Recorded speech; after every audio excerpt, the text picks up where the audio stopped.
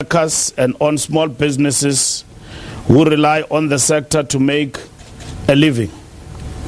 Our mandate as a sector is that of a catalyst which enables mobility in the economy and social setting. However, we are enjoined to execute this mandate responsibly and in a manner that ensures that the preservation of human life remains sacrosanct. The hard choices we have to make as a nation are premised on the centrality of the right to life and our singular commitment to uphold this right above all else. Not everyone will be happy with these choices, some of which have been hard and will undoubtedly change our way of life. However, we must never forget the reason we make these difficult choices in the first place: to preserve human life. We are equally duty-bound to ensure that ours is not a sector that will enable the rampant spread of the virus. The measures that we put in place and continue to revise from time to time are meant to mitigate against this spread through various transport modes. As a sector, our planning and interventions, can you maintain social distance at the door? I don't know why there is a stampede. Please. As a sector, our planning and interventions have always been mindful of both the prevailing conditions and also contemplate life post-COVID-19. In adapting our long-term transport strategy to the COVID-19 pandemic and its implication for the sector, we have taken a long-term view that defines a legacy that COVID-19 will leave behind and how, as a sector, we should adapt to the new normal. Measures to stimulate the economy post-lockdown include gradual resumption of operations across all modes. Equally, a number of our entities that play a strategic role in our economy and whose role is central in accelerating the recovery of the economy have borne the brunt of pandemic and have required urgent financial support. Aviation. Our immediate response to the pandemic, when the country entered a hard lockdown, we closed our airspace to all air traffic, both domestic and international. This followed fast on the heels of similar closures of airspace by the vast majority of countries around the world. This has negatively impacted revenues for airlines, airport authorities, navigation services, as well as civil aviation authorities. The aviation sector worldwide has been severely impacted by the pandemic. Ours has not been an exception. Our airport company, AXA, has been hardest hit as all its revenue streams were affected. This has been further worsened by the credit rating downgrade earlier in the year. The ATNS SACA have been equally impacted and will require support to achieve recovery as quickly as possible.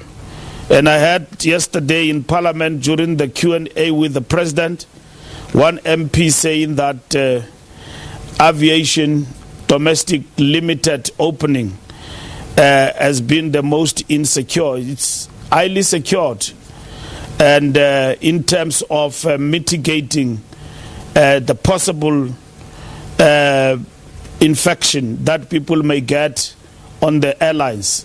And we have opened the Golden Cycle limited service, which is Kinshasa, Cape Town, as well as OR Tambo.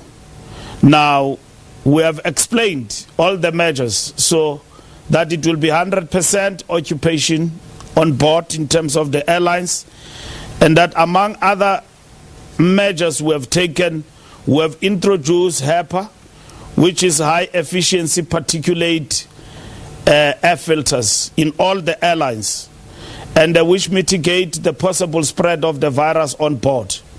And we have intensified measures such as sanitation and all of that on board, and compulsory, mandatory fitting of masks to all passengers on board. Now, as to whether or not all those measures are not helpful, it is something to be seen and to be interrogated from time to time. But over and above that, that is why we have not opened other airports inside South Africa, because each airport, before it is opened, must fit into the measures which are very strict that we have actually stipulated in the granting of permission for domestic travel as agreed by the net joints. So I know people of Port Elizabeth, I know of people of George, I know of people of the Free State and smaller airports also want their airspaces to be opened. And in the coming week, I will equally announce the opening, which is the second phase of those airports, having satisfied ourselves that all measures are in place. But as it goes, from the 15th, we're back in business. Of course, some of the airlines are highly affected, like ComAir, is facing liquidation. So these are some of the measures we have introduced, but economic harshness it has actually brought to our industry. Unfortunately, ComAir had to undergo this, and SAA have got its own ups and downs that we are dealing with as cabinet through the minister designated Pravin Gordhan. Similar to the aviation sector, we closed our seaports to passenger vessels and cruise liners at the beginning of the lockdown. This was in line with similar actions taken by other nations around the world. The impact on the maritime subsector has been equally devastating, both to the private sector and maritime authorities. Rail. At the beginning of the lockdown, we closed both long-distance passenger rail and commuter rail. Long-distance rail services such as Shosholoza Mail and Rovos Rail remains closed, while commuter rail has been permitted to operate in level 3. Gautrain services are fully operational, while metro rail services are projected to resume on the 1st of July, subject to stringent safety measures being implemented. The COVID pandemic has worsened PRASA's financial position, resulting in further cash constraints on an already strained financial situation. Roads. In the road space, both private operators and authorities were adversely impacted by the pandemic. This includes bus operators, driving schools, who call me all the time and ask about their relief. The driving schools operators, because they say also they are under our sector. But we'll explain in the statement how they are actually covered in terms of the relief. Courier companies and many others. Our road authorities such as the Road Traffic Management Corporations, where we are today, RTMC, the Road Traffic Infringement Agency, RTIA, and the South African Roads Agency Limited, SANRAL, have been adversely affected.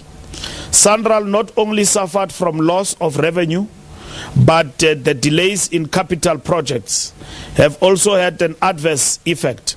SANRAL access to capital markets is limited as a result of the sovereign downgrade earlier in the year. We are dealing with a very difficult issue in the country, which is the e-tolls. And that has actually affected our capacity to borrow in the bond market in order to favor SANRAL's position that have been very much lucrative over the years. And that has affected us adversely because all and all that has stopped in relation to what we need to do, which we are going to, with regard to the e-tolls, have actually stalled capital projects. You can see potholes in the country starting to mushroom, but not, at a large scale, but all over. And also our capital projects that we have announced, which included Moloto Road and many others that were supposed to be rolling out, are actually affected. And Sanral's position in terms of borrowing and all of that has been affected in terms of sovereign downgrade that it suffered earlier in the year. Because those who borrow money from, they say they don't care whether the cat is black or white, as long as a decision is taken around the e-tolls. That is what brings certainty in terms of the credibility of Sanral to borrow over a period of time. In response to the plight of the industry, government has responded with a wide range of measures, central to which was a 500 billion relief package, which I saw somebody saying, where did this 500 billion went to? Like you want the boxes to be ticked as to what happened to the money. And the 500 billion relief package covering various sectors. Within this package, about 100 billion was set aside by the National Treasury to support job creation and support for SMME and informal business. As I was coming here, I read an article that about 200 something million or billion is in excess, not being spent on that money because of applications have actually been rejected. And those are issues that get to be considered in this particular environment. So this money is allocated and will be spent accordingly. Where there are challenges like UIF and all of that, all of those have been attended by ministers designated to address those and to ensure that money is well spent. This package is meant to support businesses in distress, save jobs, and secure wages for workers. It is equally meant for all sectors and businesses that qualify for relief, including those in the transport sector. In a similar manner, we'll make funding available for each of our departmental public entities adversely impacted by this pandemic. Discussions with the National Treasury are underway related to other financial instruments that may be employed to support the recovery of our departmental entities, which I have already mentioned. This is to ensure that they continue to play a strategic role in stimulating economic activity and providing support to the respective sectors as the economy resumes activity. We have further made resources available in the form of sanitizers, disinfectants, and other personal protective equipment in order to alleviate the procurement burden on the part of operators. A number of companies operating in the transport subsectors, ranging from bus operators, logistics firms, driving schools, and many others, have approached us for relief support. We have provided adequate advice and redirected these companies to the government relief funds established for this purpose and the support they require. A number of companies in the transport subsector have experienced difficulties in accessing the relief funds or lodging their application. That speaks to what I saw on Business Tech this morning, that about 200 billion or so in excess have not been spent, and because some of the applications were basically rejected. And that will include application also that come from our sector, from companies that are formalized, that are legit, that can also be assisted from their own applications, and that include the school driving, the license, school driver's license companies in our country. We have established dedicated capacity in the Department of Transport to help support these businesses to apply and access these relief funds. So that's what we have done. So those who want support, they can get in touch with the Department of Transport so that we help them to apply to access the funds that have been set aside by government in relation to relief. Due to peculiarities only applicable to this industry, and which is now the taxi industry, in that it falls outside the coverage of the small businesses relief packages established by government, the state has made an effort to accommodate the taxi industry. Now, with all of these companies that I've actually mentioned, the taxi industry falls outside that. So, government has deemed it appropriate to establish a dedicated relief support for the taxi industry. This industry is the largest carrier of passengers across all modes of transport. The taxi industry moves approximately 15.6 million passenger journeys on a daily basis, accounting for moving 68% or 5.4 million passengers daily. It is estimated that this industry generates in excess of 40 billion rand per annum, with approximately anything between 250,000 to 300,000 taxis that generate approximately 350,000 direct and indirect job opportunities. This includes drivers, rank marshals, and other administrative support staff. Currently, there are 137,000 legal taxis operating in the country, with the relevant and valid operating licenses as registered in the Department Land Transport Information System, OLAS. We also estimate, based on the last audit undertaken, that there are approximately 113 taxis operating illegally with the receipts. There are taxis that operate with receipts, but not on the OLAS system. So you've got to understand that as proof that they have applied for operating licenses with the relevant provincial authorities. And that is what backlog we are still dealing with. It should be emphasized that the fact that you have applied for a permit does not automatically mean that you are issued with a permit. There are about 25,000 registered metered taxi operators countrywide and about 63,188 e-hailing driver operators, as well as 1,900 cross-border taxi operators registered in South Africa. All this was duly considered by government in considering the eligibility and requisite support that government might outlay to the taxi industry.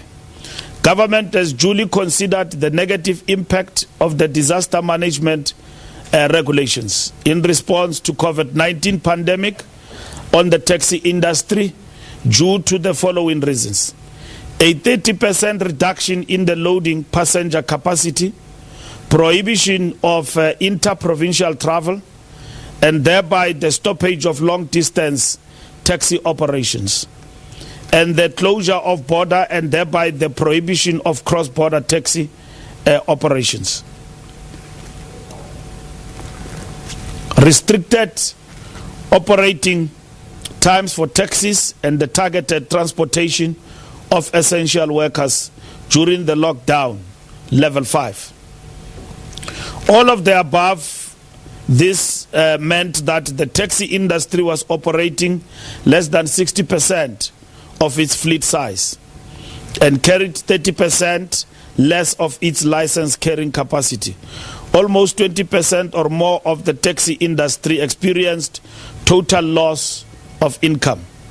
This is particularly true of the long distance and cross-border operators who are directly affected by the closure of land borders and the prohibition of the interprovincial travel. Now, we must not confuse that with those who have broken the law and did illegal stuff. We're talking strictly what is in the regulations.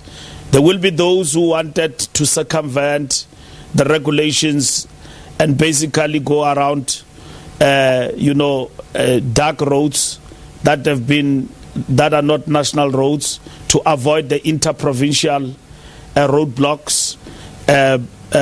You will have those in a number of provinces who would have attempted to do that. And what you had as an altercation between the Eastern Cape as well as the Western Cape in relation to cross-border travel, when they are not supposed to be going to the Eastern Cape except for funerals and all of that. But in the Eastern Cape, Western Cape relationship, the majority of Eastern Cape inhabitants are working in Cape Town.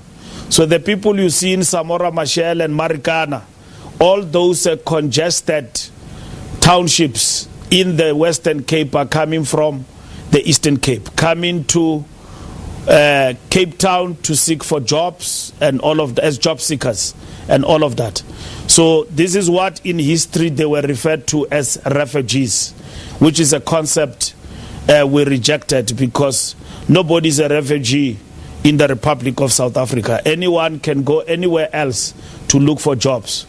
It is only under apartheid that you had people who were referred to as illegal immigrants in their own country when they came to the City of Gold to look for jobs. We have therefore agreed to provide relief to the industry in the form of a once-off ex gratia payment to taxi operators.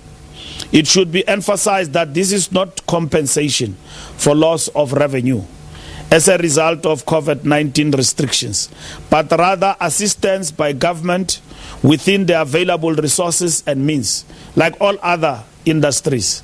In the 500 billion, in the 100 billion, in the 5 billion, 1 billion has been set aside to assist the taxi industry, but rather assistance by government within the available resources and means. This relief must be equally looked at through a long-term view of the opportunity created by COVID-19 pandemic to achieve long-term sustainability of the industry through formalization and ultimately subsidization. We need to subsidize the taxi industry. I've given you the statistics in terms of how many people does the industry carry. If like today, the railway services in the country are not operational, you can imagine all the people today are dependent on the taxi industry to go to work. And I've given you the statistics of the numbers of how many people does this industry carry. And that is why we must understand subsidization in that context. We in government agree that we must subsidize the taxi industry, and then we must formalize, even though the taxi industry believes that that formalization has been done on ad hoc. But with our discussions, 26 years of freedom, we are going back to that discussion with the taxi industry in the indaba that we are going to. Ingqungquthela ngesixhosa eyono taxi abantu abaphethe itaxi in the country to look at these issues and reach an agreement with government on these particular matters. The government proposal on the taxi relief support had taken the following into consideration. Relief will be accessible to all taxi operators irrespective of affiliation across. Relief will focus on legal taxi operators with valid operating licenses. We have now accepted the representations of the taxi industry to accommodate those with receipts. Now, there are those who've got receipts, if we talk legality, who will not be accommodated. In the discussions, we have agreed that even those with receipts must also be accommodated in terms of this, as proof that they had applied for operating licenses. But these have not been finalized by our provincial regulatory entities. This category will need to be fully registered and issued with operating permits, first based on the existing requirements by the provincial registration entities. Although some taxi operators are owner drivers, the assumption for purposes of the relief will be one taxi driver per taxi. We have now accepted that relief should be based on each permit rather than the ownership patterns. The relief will be an all-inclusive relief scheme that will also cover owners, drivers, rank managers, marshals, and other taxi associations workers. The relief support process has provided an opportunity to advance the formalization of the taxi industry. This process is a subject of an ongoing engagement with the leadership structures of the taxi industry. We have taken note of the objections of the taxi industry to the effect that the relief support and the formalization processes should be delinked. The taxi industry has made representations to us that they are vehemently opposed to the conditions set down for access to the relief support. These conditions set down by government include the following. The taxi operations must be formally registered as a business entity. The registered business must have a business banking account in which the relief allowance will be paid into. These businesses must be registered for income tax and other applicable taxes related to running a business in South Africa. The registration process also includes registration of employees with the Unemployment Insurance Fund, the Compensation Commission, and for the Skills Development Levy. And they must be in possession of a valid operating license or a receipt as a proof of application for an operating license. Such receipts must have been issued before 28 February 2020. The Department of Transport had also agreed with the National Treasury to designate the South African Revenue Services as the implementing agency to register and administer the relief to the taxi industry due to their proven capacity in handling transactions of this nature. We'll open our electronic gateways on eNaTIS. eNaTIS, which is Electronic National Traffic Information System, which is our data, and OLAS, Operating License Administration System. Systems to SARS to enable them to validate vehicle and operating license information. As part of this process to ensure that there is no fraud in the distribution of funds to beneficiaries. Now you will know that the 350 promise by government to the unemployed is being stuck in the system precisely because of formalization. That everybody is unemployed, but others are beneficiaries already in the system. And therefore, it means if ever the Department of Social Development, like the minister explained, they don't clean up the data and the system, you will have people who double up. Today, they get a social grant, tomorrow they get the 350. And yet the 350 is meant for the unemployed. So the reason why money is not being spent on giving people, among others, it is that system. So the distribution of funds also can stagnate the implementation of the principle of supporting the relief fund for the industry.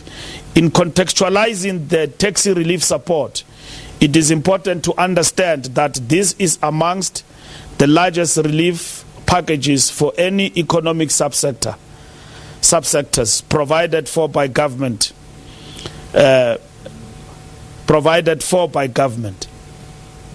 Government has offered the taxi industry a relief package of 1.135 billion. Reaching agreement within government for this relief support for the taxi industry was a difficult process that involved extensive lobbying and convincing the relevant authorities on the importance and the need for this fund. Most of the special relief funds for subsectors provides on average maximums of about 350 million in comparison to what's on offer the taxi industry. The industry has further requested that the Department of Transport should review the regulations and directions to allow for the loading capacity to be increased from the current 70% to 100%, with all passengers wearing masks and with regular sanitization of vehicles after each journey as mitigation measures. This is not a matter the Department of Transport can finalize on its own and will need to be discussed by the net joints and the National Coronavirus Command Council for its consideration, and then a response will be provided to the taxi industry. A commitment I've made that immediately after the Command Council have provided answers on this particular matter, we'll be able to report on that next week on Tuesday or Wednesday, in between. Because the National Coronavirus Command Council, chaired by the President, meet weekly. The net joints this week will get our representations that we believe in transport that we must move to 100% with masks. Initially, when I came with 100%, I was vandalized for this because questions were asked as to what guarantees do I have that every person inside the taxi will have masks? And what guarantees do I have that everybody will have to sanitize? Now, our regulations going forward will have to address that. Besides, putting on a mask now, it is mandatory, isn't it? Like we are in this press conference and everywhere else, that everybody, it is mandatory that they should put on a mask.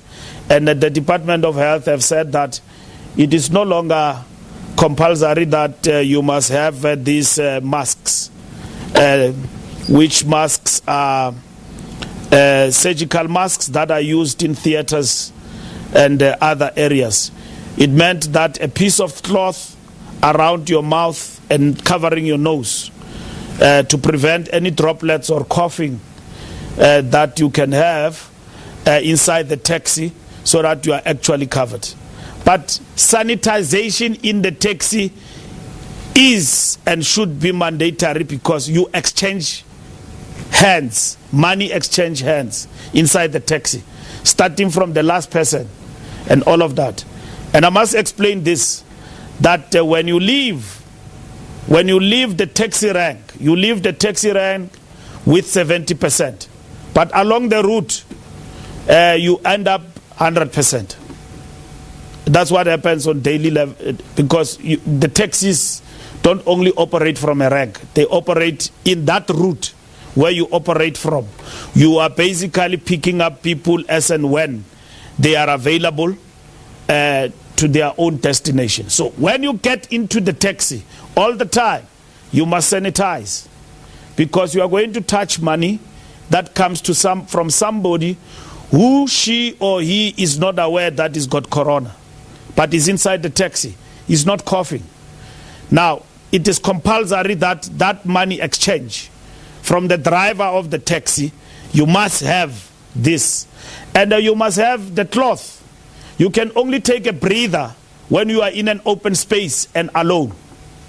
And then you can then put off a mask, because the mask also is quite uncomfortable. But in the taxi, why do you have to open your mouth? You've got to close your mouth all the time in the taxi and keep quiet and just deal with money as and when it is requested by the driver in front. Keep quiet, put on your mask. In the taxi, in the bus, that's what we need. So we believe we will present that we must move to 100%. We believe that we must open up for long distance, because we have also opened for airlines to go around the country and all of that. We believe that we must open for trains. We must also open for taxis, interprovincial. And that is what we need to do. We will be guided in terms of the differentiated approach for the hotspots. There are hotspots in terms of travel that we may want to restrict. Not we may want, we will restrict travel. For instance, travel between Cape Town and Johannesburg is very risky because those people are affected and all of that. But we're able to control that on air because people travel for business, and as you go to the airport, we're able to check on you. And we're also looking at other measures, including other measures with the health sector that we can apply at the airport in terms of infection testing, not screening. Like you do with HIV and AIDS, you prick, and then in no time, it can tell you with your blood right there and there. In no time, it can tell you whether you are HIV positive and all of that. And you can even do it at home at all times. And if by mistake you happen to be involved with somebody, you can go and check yourself whether or not you are HIV positive and so on, and take precautions in that regard. So in this instance, those are the measures we'll actually have to improve. So in the taxi industry also, we'll have to intensify those. So in our view, as the Department of Transport, we are going to place that. But because we've got many minds, you have been told by the President yesterday that the Medical Advisory Council to the Minister and Government is constituted by 53 people who are all astute, medical practitioners and epidemiologists and scientists. So you can imagine those minds under one roof. They don't come all the time with the same answer and so on. But we accept what is consensus in terms of what they say and what we present to them. So we believe that we can go to 100% for the buses and the taxis going forward. The taxi industry has also requested the Department of Transport to allow inter-provincial travel of taxis and for cross-border operations. Similarly, these two will be subjected to the intra-governmental processes outlined above, and to this extent, I've undertaken to report back to the taxi industry in the coming week on the feedback of my engagement with the colleagues on the proposals.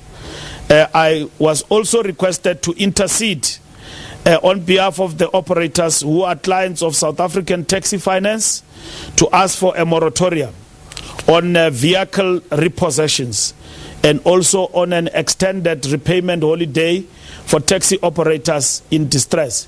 And I've had a fruitful meeting this past week with South African Taxi Finance, and we have received encouraging and positive feedback from SA Taxi Finance that they will put a moratorium in place and also extend their initial 1 month repayment holiday by a further 2 months to aid in alleviating the difficult position the taxi industry finds itself in as a result of COVID pandemic. The Department of Transport will finalize its work and will in due course announce the date on which payments in respect of the available relief will start. Now, this is the total brief of relief and how we are intervening, informed by the President's announcement on the 500 billion and how we are handling that 500 billion in relation to our industry. Now, our biggest Achilles heels in terms of the industry we are operating in, it is the taxi industry in relation to formalization and making it easy for us to even get government support from UIF and all of that. Now, we have had to create a separate dispensation specifically for that. And we know that in terms of our discussions, it is not all agreed with regard to the SARS approach. Like I explained, that the taxi industry does not agree with that. But we have explained that government, from its own perspective, this is how it sees paying out the relief fund. So we're not going to establish a body to basically do this thing. It's a simple matter of there is money and it goes straight to the person and to the pocket. So the breakdown of that ex gratia is going to be about 5,000 per taxi and all of that, and it is once off. So it cannot be calculated in the entire duration of the lockdown. So it is 1.135 billion rand that has been set aside for the taxi industry. Even in that, there's been argument about whether it is enough, and others saying they want 20,000. Now, it is not possible to have 20,000, because if you say 20,000 per taxi, when we do our calculation, it adds up to 10 billion rand. Government will not have any 10 billion rand in its kitty to basically provide to the taxi industry. It's not possible. The attack on us by the virus and our response to it has been informed by goodwill and sacrifices at all levels. And industries have fallen apart. And we are facing situations of about 22,000 or so people losing their jobs at Adcon, which houses Edgar's and also houses JET and all of that. And this is what we are saying in the 500 billion which the president have pronounced. Such industries must be saved if it is possible for us to save them. Because losing 22,000 people in the streets, you can imagine the devastating effect that will have on us in terms of high rate of unemployment. So the 500 billion is supposed to intervene in such industries as well. But at the same time, to try not even to alleviate, I know that amount of money will still not be enough. But where we are heading to, it is the long term of subsidization of this industry and formalization, because that is what must be sorted out. And that should be done not as quick as possible. It should be done based on our negotiations and our discussions and agree on that. Otherwise, the taxi industry will forever be what it is. And I know once we talk about SARS, other people think of other things, how it will impact on them going forward and so on. But formalization will help the industry a great deal. Because now when we're attacked by emergencies like COVID-19, all those marshals and the drivers in the industry will become beneficiaries of the UIF because they are registered employed people in the system. So that is what will actually happen.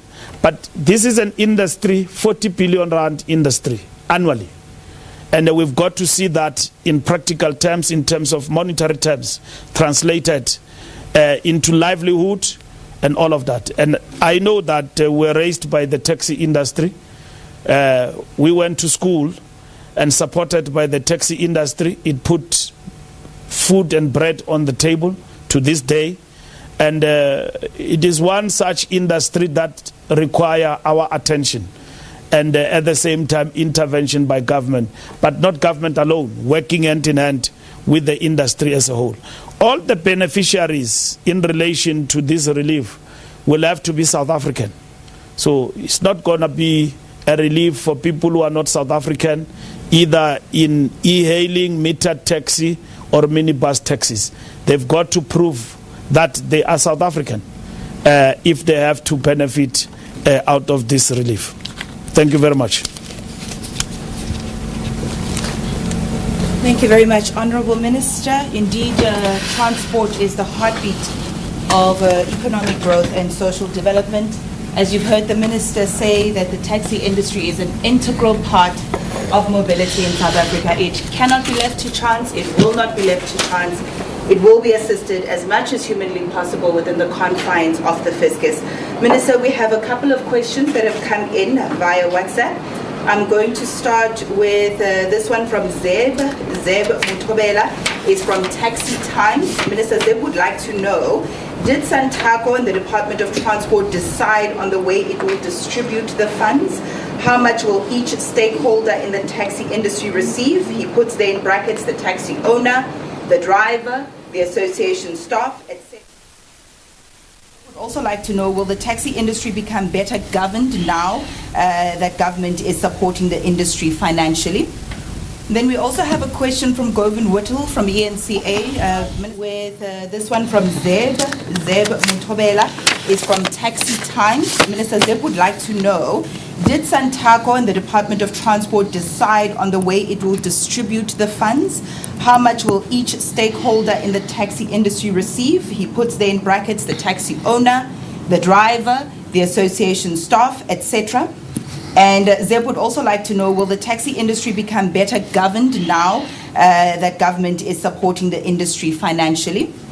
Then we also have a question from Govind Whittle from ENCA. Minister Govind would like to know, more specifically, are these decisions that the minister has announced today around the taxi relief, are these decisions already signed, sealed, delivered? Have they been concluded? Are they already made? Or does this still need to be given the green light by the National Command Council? We have a question from Pitso. Pitso is from West Side FM. Minister Pitso would like to know, since it's been said that the taxi fares will increase, he gives a couple of figures. He says 7 Rand in parts for long distance and local distance with the amount of 50 Rand. Also, he's thrown a couple of numbers there, but the basic crux of his question is, are the taxi operators still going to continue with the increase in fares? And the minister's response to that. And then we have from the SABC, Griselda Lewis, wanting to know, Minister, you said that government has offered the taxi industry a relief package of 1.135 billion. Has this been accepted by the sector, or are negotiations still ongoing? Griselda also has a follow-up to that, saying there were demands for 20,000 Rand per taxi. You say it's about 5,000 Rand in relief per taxi. Are you not afraid that this will lead to a shutdown as already threatened by the industry? For now, Minister, those are the questions that we have. It's over to you.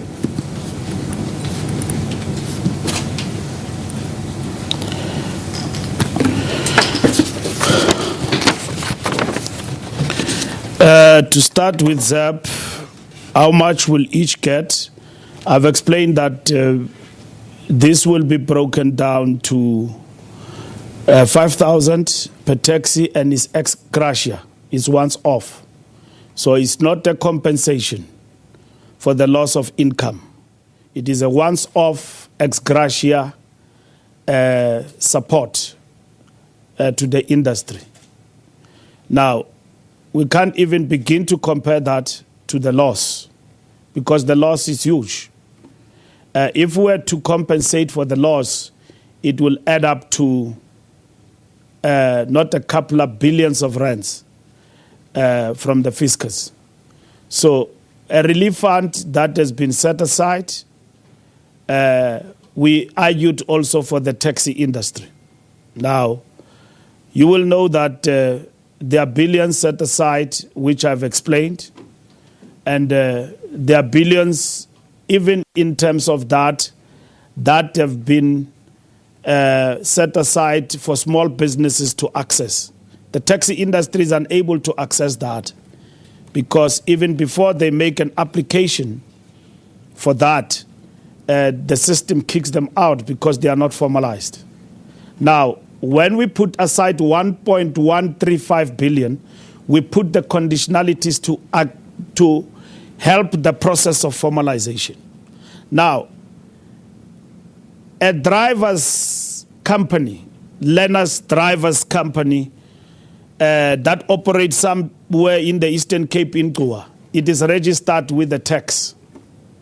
And therefore, it is eligible by all means to have access, given the period that they have not been able to do whatever that they are supposed to do, to ask for relief from government. Now, all of those industries have actually been doing that. You will have seen that there are reports that such they have also been rejected. In the Department of Transport, I've put aside a capacity to help those to access the relief fund within the allocated resources. Now, the reason why the taxi industry cannot access those resources, it is because all of these things that I've mentioned, in terms of a registered business and all of that do not actually exist as we speak in terms of that particular industry. And that is why we set aside the relief support. And it will help everybody who needs to be assisted through this particular process to be in a position to gain access to this support. Decisions made by NCC.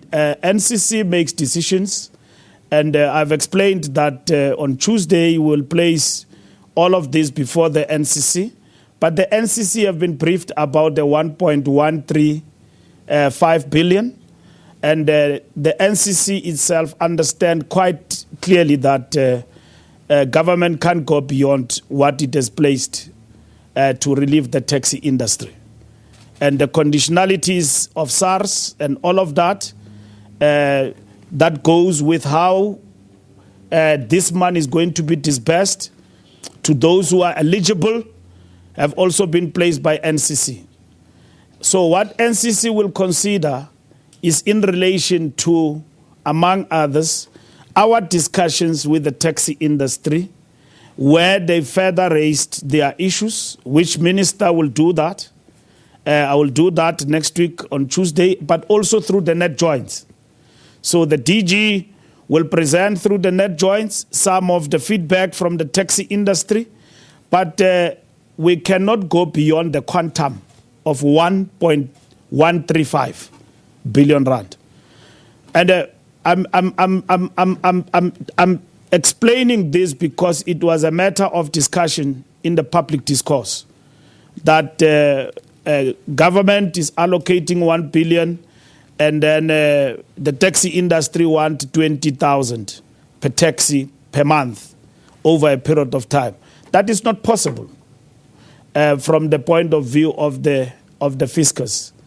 If we were to take 10 billion rand and allocate it to this, you can imagine that we will be taking 10 billion rand from already allocated money to other industries. Remember, it is not only the taxi industry has got this dispensation because it is outside the formal arrangement. So if I were to take 10 billion and allocate it, then it means we must comply all the time with all of this, and then it means I am disadvantaging those who are eligible by all means, and who the money already is allocated to them. I mean, we've got industries in the whole picture who some of them have gone to zero, basically to nothing.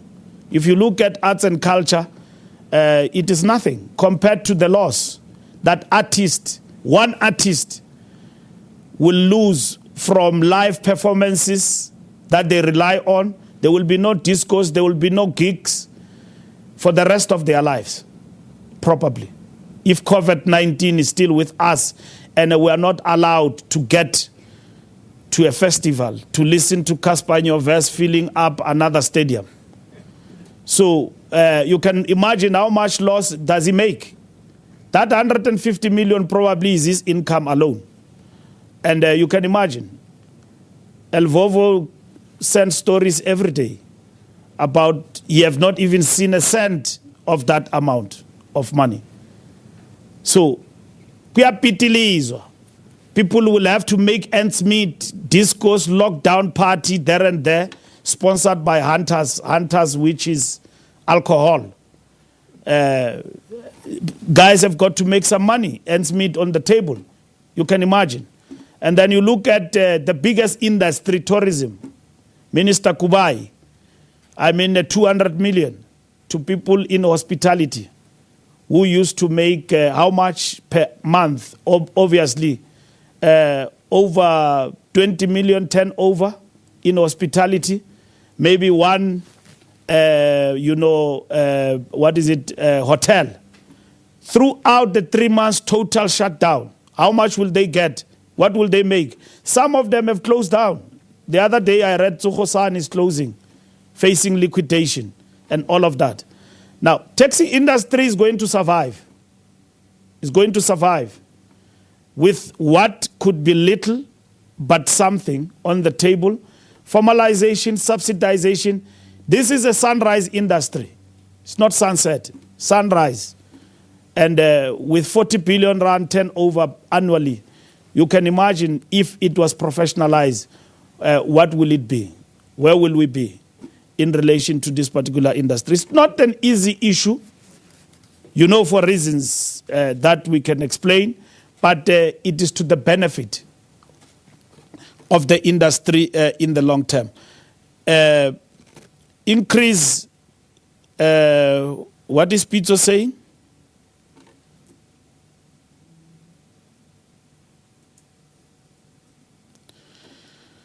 You will tell me. And then Criselda is 135 accepted.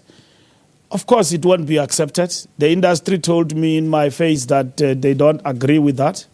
And I've told them that we will not move. And I've gone back to government to look at the possibility of increase. The government will not move on that 1.135 because that's where we end. That's where we started at 800 billion. Not 800. We started at 800 million and then to 1.135 billion to increase. We increased with 200 million to round it up at 1.135. I know people attack the industry and say that, no, you know, they must do this and do that.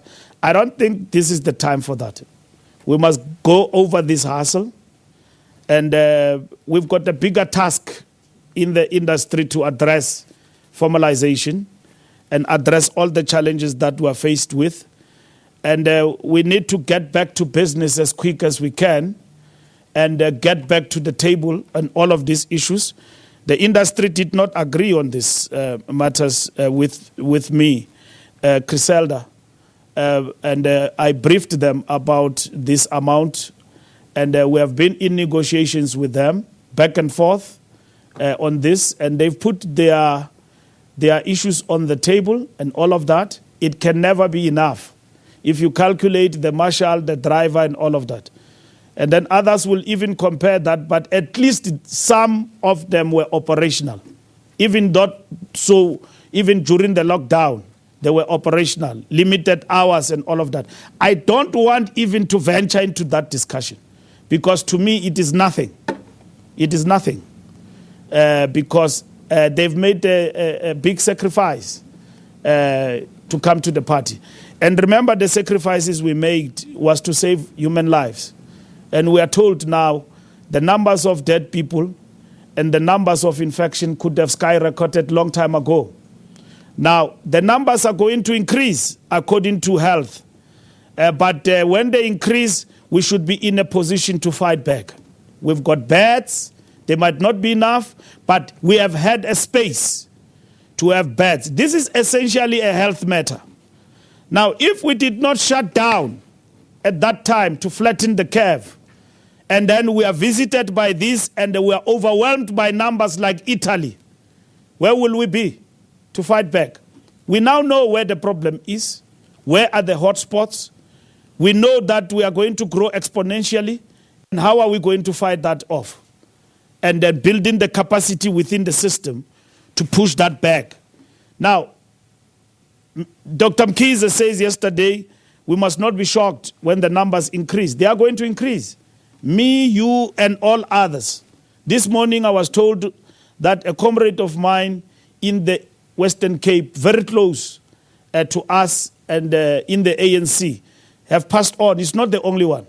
COVID-19, young. Okay? And it's going to happen. It's going to happen. It's going to happen. It's going to grow. And then when it grows, we must be able to have a capacity for all our people to be able to be absorbed and live out of it. We've got about over 39,000 people who have recovered in the system. It's because of the work of health workers. Remember, as we fight this, they are also survivors. And they did not survive on their own. They survived because of our health workers, who some of them have,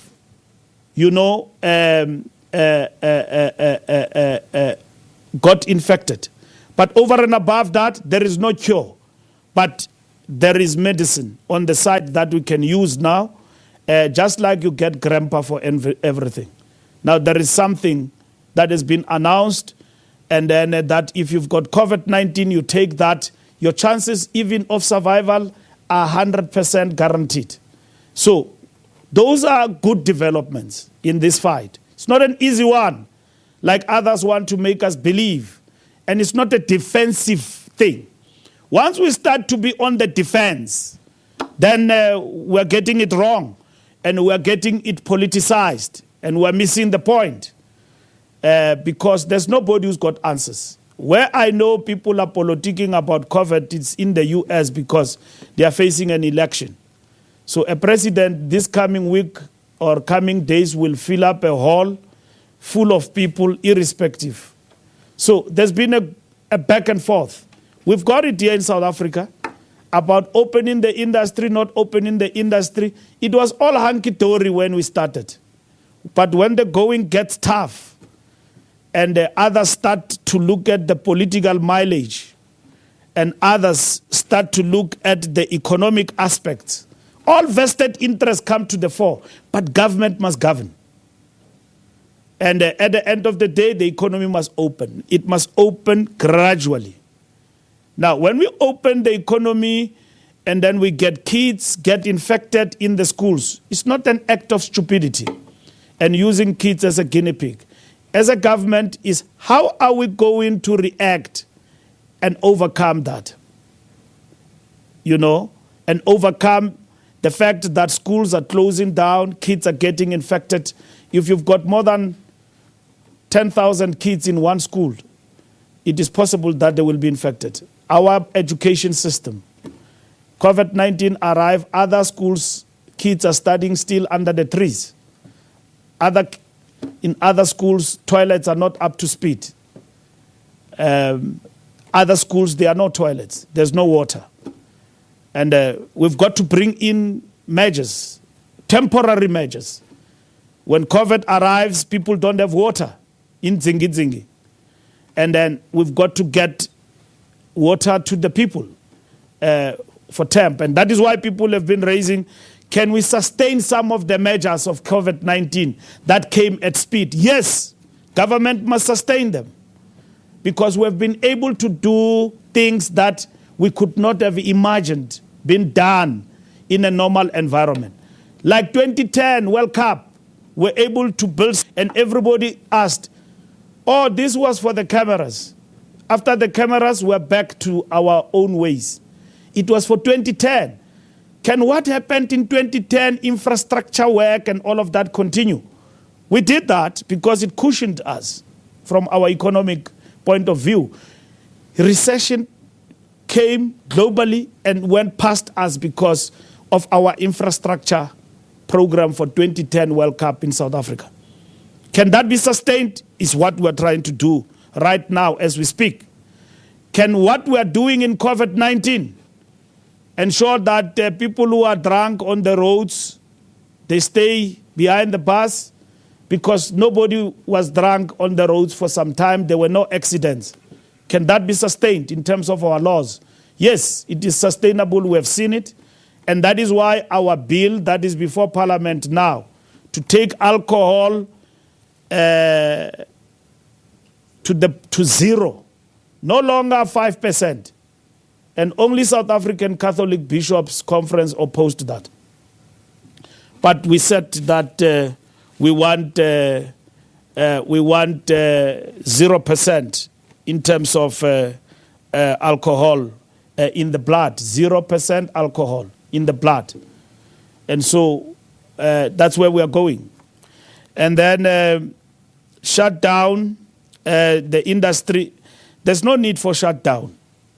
There's no need for shutdown and demands, because you demand what you can actually access. Now, government will not get any resources beyond this, even if they can be shut down. We need to get back to business and get the taxi industry going in our country. So anyone who promotes shutdown, it is counterproductive. It will not work for our country. It will shatter the working class in this country who are using taxis. It will basically also shatter the taxi industry going forward. Already, which has been highly affected by the shutdown and the lockdown from an economic point of view. So we don't need a shutdown, and we will strongly discourage the shutdown in this particular instance, because there will be no money that will come from anywhere. Minister Mboweni is going to present a budget. He will tell us a story, but what I've read, they say that Mboweni says we are not as rich as we thought. We are not. And you can imagine the revenue we are losing as a result of our activities in the COVID-19. Where will the money come from? So you demand what you know you can achieve. That by there is money. So where will the money come from? So if there's anything else, let's get back to business and get moving. And then let's get back to the new normal. Okay, the question of Pito, it's the fare increase. We've been briefed by the industry that on the 1st of July, there will be a fare increase and it will be fair to everybody. And they briefed us that it is something that they do annually based on inflation and also the state of living and the cost of living in the Republic. They do this annually. It's only that they announced it now during COVID-19 that it became a boomerang, so to say, because we all expected to cut back. So I have said that I will oppose anything that is unfair to our people as a minister, and to an extent that I will look at what is at my disposal to challenge such. I'm now before the Competition Commission, taken there by the taxi industry, also in relation to some of the issues that they've raised. So should the fares that will be introduced in July that are not fair to our people, we will take them to the Competition Commission to look at that. But we don't need to get there. I am satisfied as the minister about such a pronouncement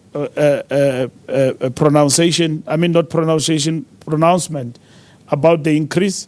I was briefed by the industry that it is something that happens all the time. I've taken up the matter with them and seek briefing on the increase in terms of fares.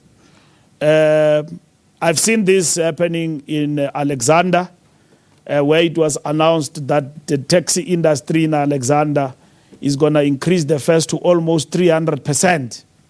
300% to 172% to 300% increase in that. And I think the industry players and the organizations have attended to that and have given a feedback that that is probably what has basically made people to be quite not comfortable with this because of that. But normally, when you increase the fares, you announce. And then they will do that as the industry and inform everybody. So the way it came about, it was as though it's a spite, because of COVID-19, people must then begin to pay for all of the sins of COVID-19. 30% loss because of 70% and all of that. So we are going to move to the new normal, and that will include all of these things the taxi industry have raised with us, the review of the regulations to 100%. So we're going to look into that, and the net joints will consider that and report to the NCCC. Thank you so much, Minister. In the absence of any more questions, I do believe that we can conclude, unless there's any final word that you would like to add, Minister. Happy? No, I'm happy. If there is no further questions, I think we have settled there with the report back we have actually given. Thank you very much. Colleagues, thank you once again for joining us, the very few who were able to come today. Thank you very much for those who have tuned in via live streaming on the very All right, as you heard, government has deemed it appropriate to establish a dedicated relief support for the taxi industry. The taxi industry moves approximately 15.6 million passenger journeys on a daily basis, accounting for moving, 68% or 5.4 million passengers daily. So this is a huge industry. So what is government saying? Government has agreed to provide relief to the industry in the form of a once-off ex gratia payment to taxi operators. We are told that this is not compensation for a loss of revenue as a result of COVID-19 restrictions, but rather assistance by government within the available resources and means. Now, government has offered the taxi industry a relief package of over 1.1 billion rand. The government's proposal on the taxi relief support had taken the following into consideration. Relief will be accessible to all taxi operators, irrespective of affiliation. Relief will focus on legal taxi operators with valid operating licenses. Now, although some taxi operators are owner drivers, the assumption for purposes of the relief would be one driver per taxi. The government has now accepted that the relief should be based on each permit rather than the ownership patterns. Now, the relief will also be an all-inclusive relief scheme that would also cover owners, drivers, ranked managers, marshals, and other taxi association workers. Let's get some reaction. We heard